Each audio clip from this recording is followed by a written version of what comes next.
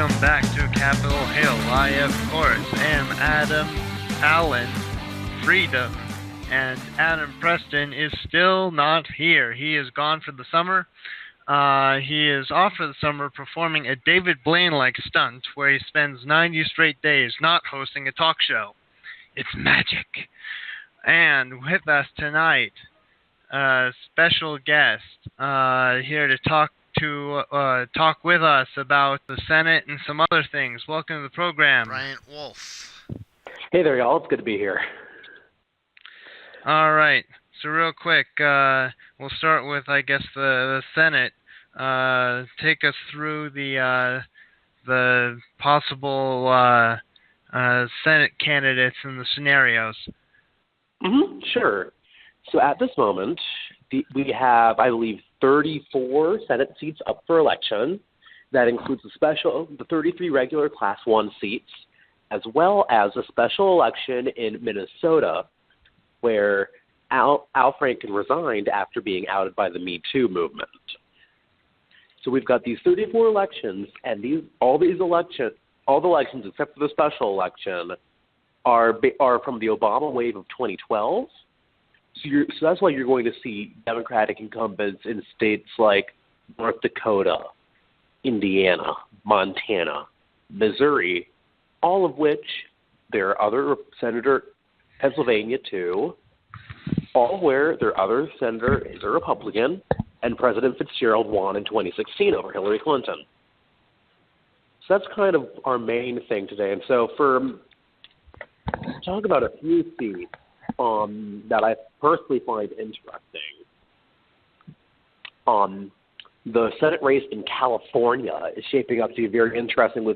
Even though Ramussin and Sabato have clearly rated it as likely Democratic, it's got primaries on both sides. So as Ramussin noted, we really don't know who the general election candidates are going to be. On the Democratic side, you've got this incumbent, Dianne Feinstein, who's believed by many to be very conservative for Democrats. And so she's being challenged by Kevin De Leon, who is the president pro tempore of the California State Senate and a noted progressive, as well as Allison Hartson, who is currently the national director of Wolf PAC, which is a liberal PAC started by Cenk Uygur from the Young Turks after Citizens United, and she has received the support of other organizations on the liberal side that we would generally associate with Bernie Sanders, such as Justice Democrats.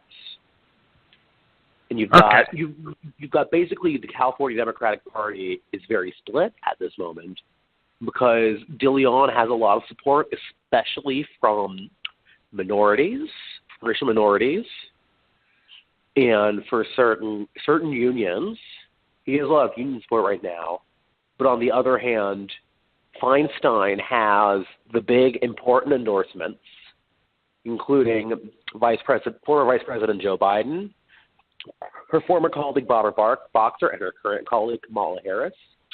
Many of the representatives, including former Speaker Nancy Pelosi, the big get, I think, who's not running, Eric Garcetti, the mayor of Los Angeles, multiple state-level officials, and of course, the big pocketbook of Emily's list.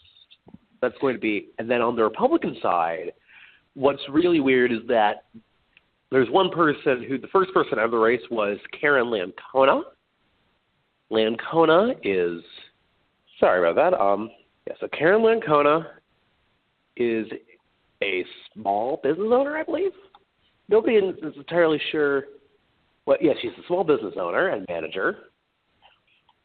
And so she's got that kind of, but then we've got two celebrity candidates who think that they're the best way, in the mold of Schwarzenegger, except neither of these candidates are as moderate as Schwarzenegger was.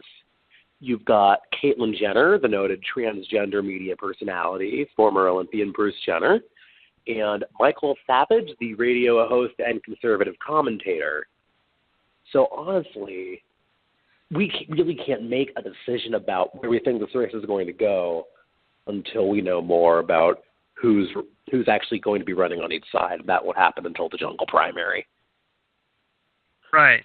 But overall, more dangerous for Democrats because there are more Democratic incumbents who are up this year than Republicans. Yeah.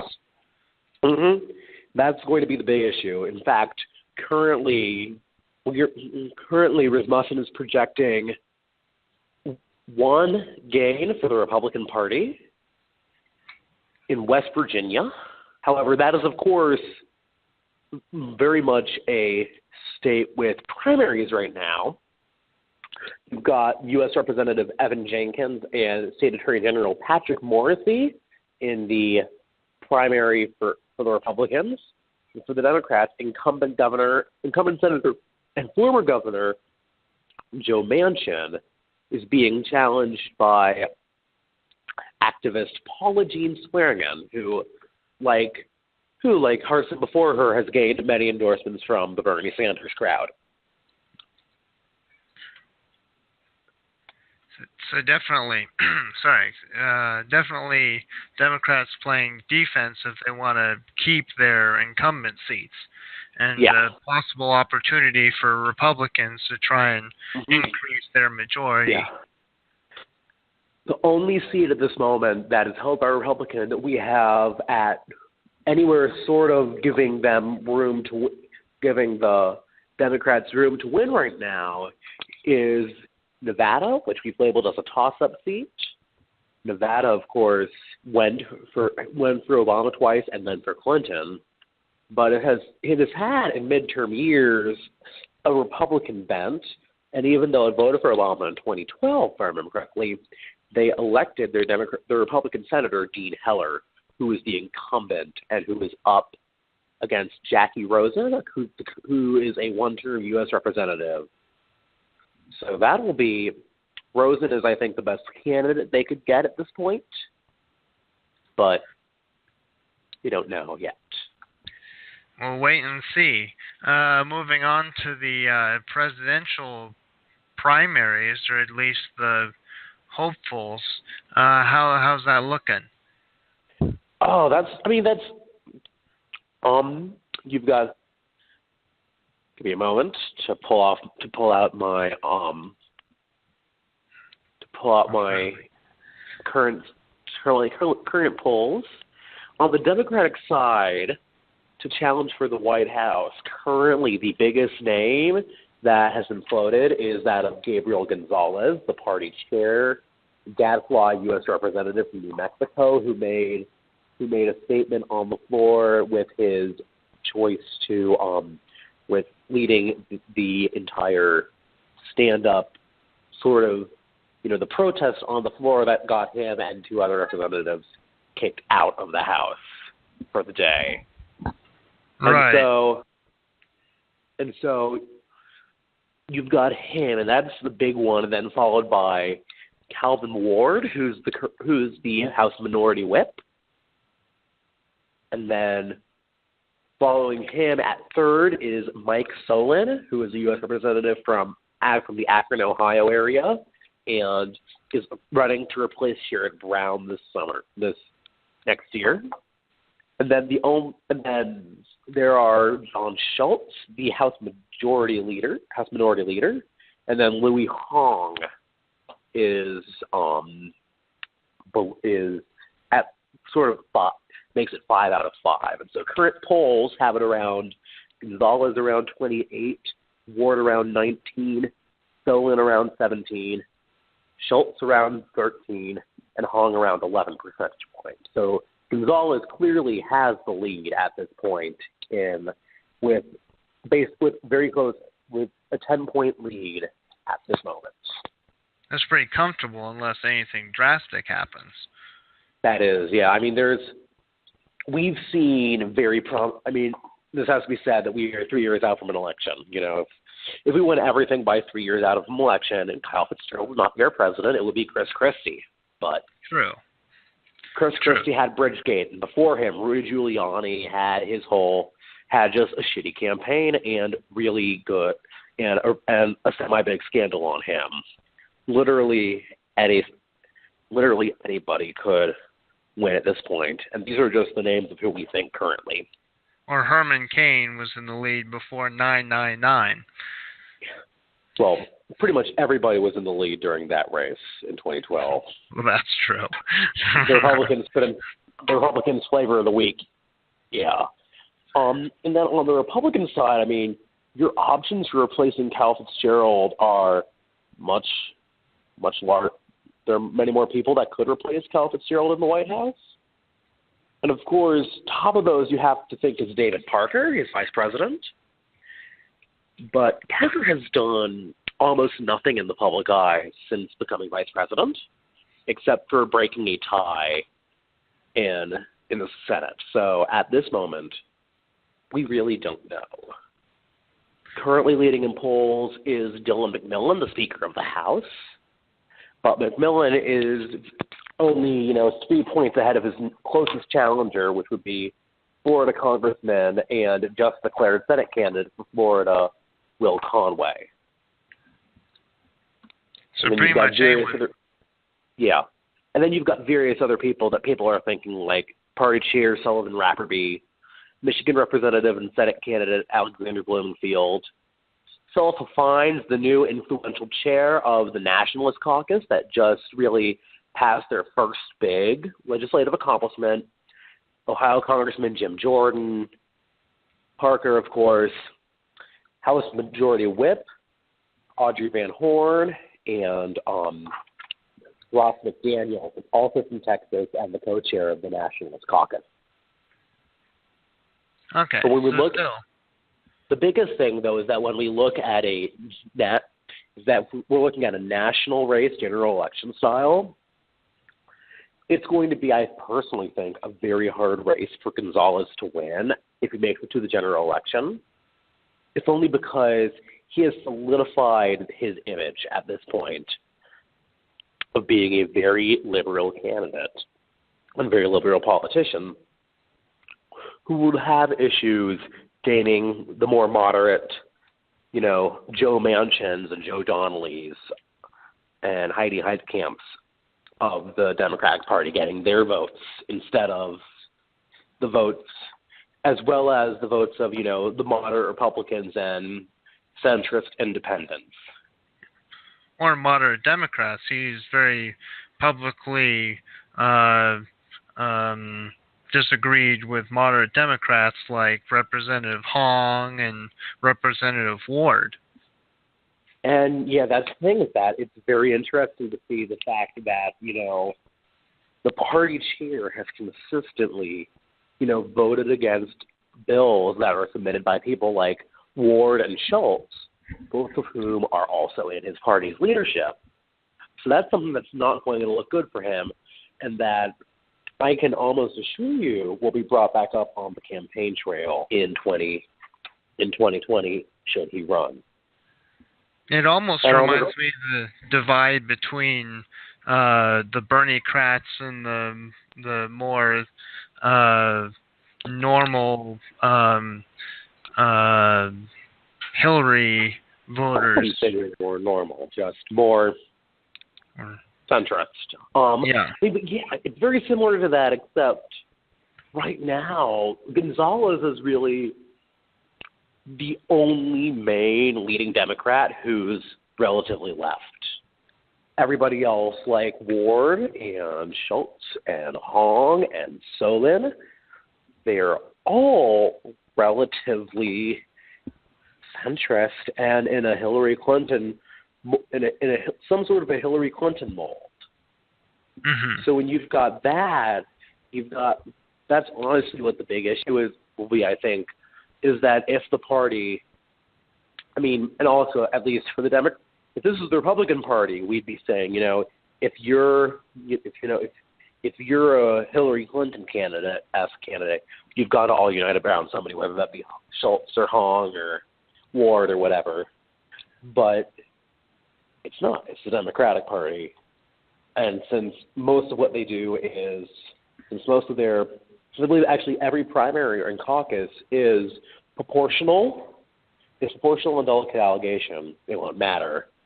And but there's a very serious chance it could go to a brokered convention. If this is the Republican Party, they do enough winner take all that they should have been scared, but they're the Democrats, so they're not. Right, not in the same way. Mm-hmm. We could actually possibly maybe see a Democratic brokered convention.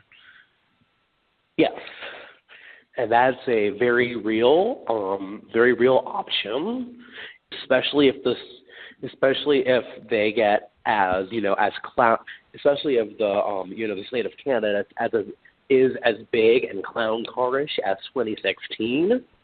I mean, and all you really need, I think, is really just 3 relatively good candidates.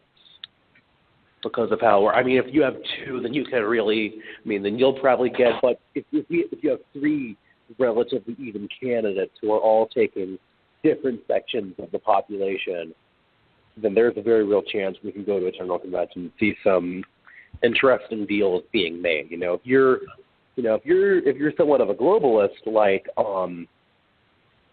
if you're somewhat of a globalist like Mike Solon is, then are you more likely to want to deal with the Bernie candidate of Gonzalez, or to do a deal with someone who's a bit more to your right, like Ward or Hong? Right. We see a brokered convention, which hasn't happened since the days of Truman.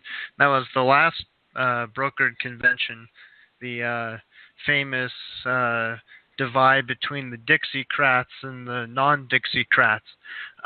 Moving on to the latest Supreme Court case. This is pretty big, coming out of the executive order from President Fitzgerald regarding immigration and blocking entry from some countries. It's being now contested through the Ninth Circuit and will finally now come to the Supreme Court. Mm-hmm. Yeah, so you've got basically this case, as soon as Fitzgerald released this Executive Order number 6, I'll refer to it as EO6 just for ease of access. But so when he did EO6, Hawaii basically immediately sued. Which, if you're a liberal, that's got to be really good, I bet. I won't know. I'm an independent. But, so you basically, Hawaii immediately sued him, and then they got a favorable, and then, they did this motion in court to stay an injunction to stay the executive order, and it was successfully put up on both sides. And then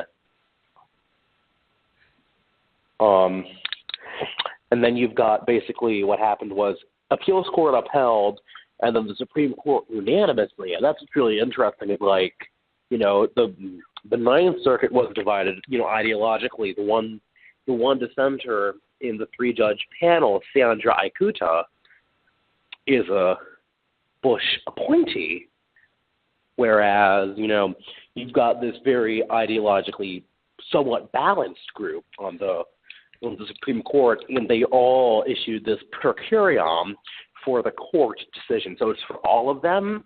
We don't know which one of them wrote the decision. Well, actually, we do. We know it's not Thomas, Alito, or Blackwell. And so what you've got is that basically they have said that Fitzgerald's executive order will continue, but if somebody has, in their words, a bona fide relationship with a person or entity in the United States, they have to be let in. And so it was the Fitzgerald administration's job to choose that. And they announced, and CNN announced only a little while ago that Attorney General Pizzuto and President Fitzgerald have decided that this relationship is described as, quote, biological parents living in the petitioner's household. That's one option. Number 2 is biological children. And number 3 is grandparents with proof that they have lived with the nuclear family at some point in the last year. And so it's relatively restrictive. And so, but I'm not really sure how one could argue this. How one could argue this?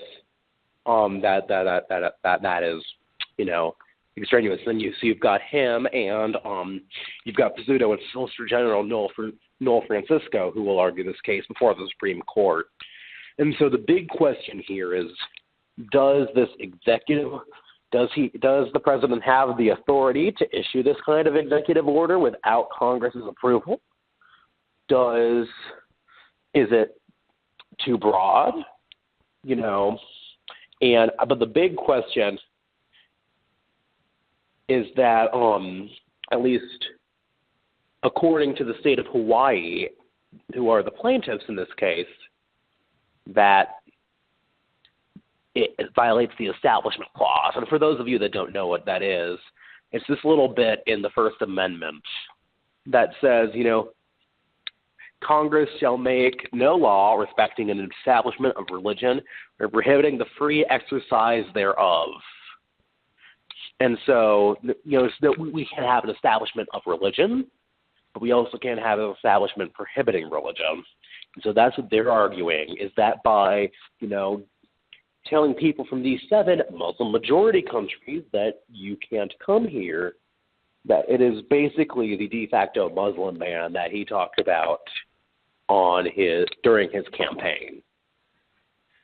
Right. Although I will say that I'm now looking through the actual executive order, and I cannot find anywhere in it where it talks about specific religions, including Islam or any other religion.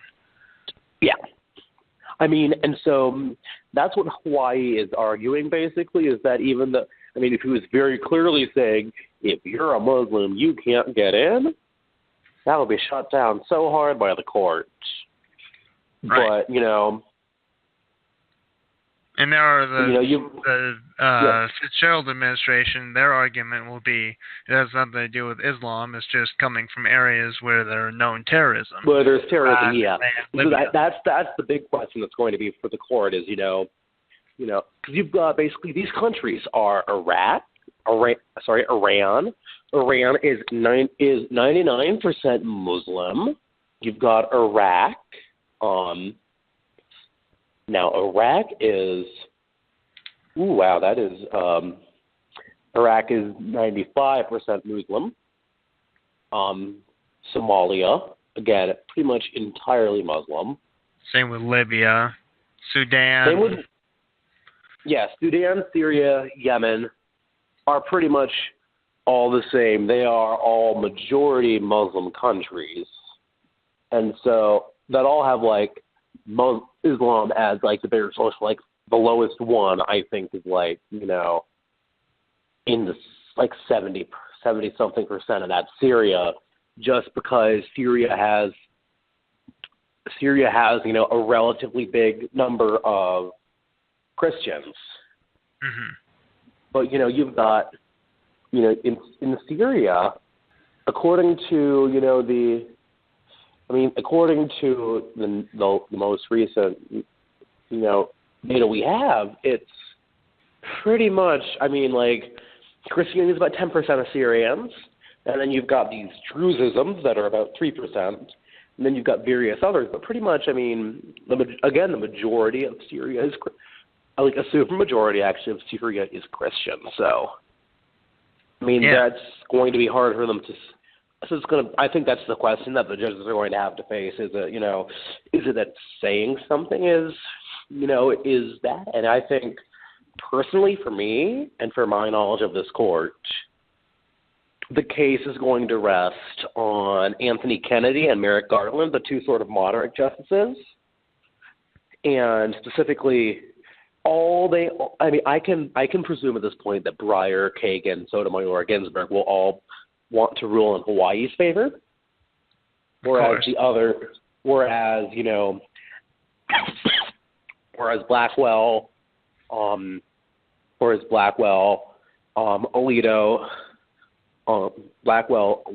and potentially Roberts will want, and probably Roberts too will want to rule in the administration's favor.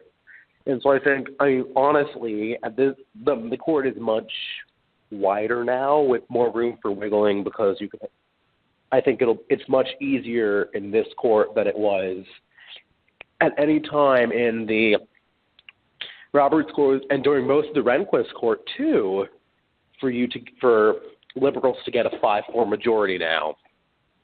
I mean, both Garland does have a conservative streak in him, and Kennedy has a liberal streak. It really depends on where those streaks are going, I think.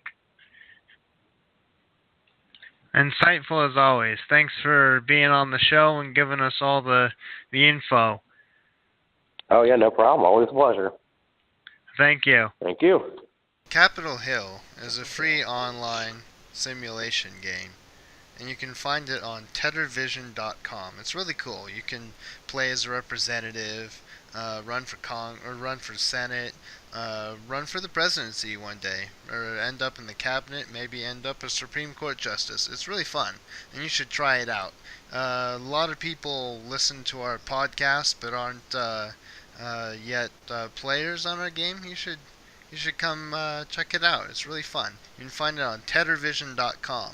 You can also find cool forums for just talking politics or talking about cat videos. And even a little change my mind section, so you can talk about current events and see if someone will change your mind on a big political issue. You can find it all at TedderVision.com. TedderVision.com.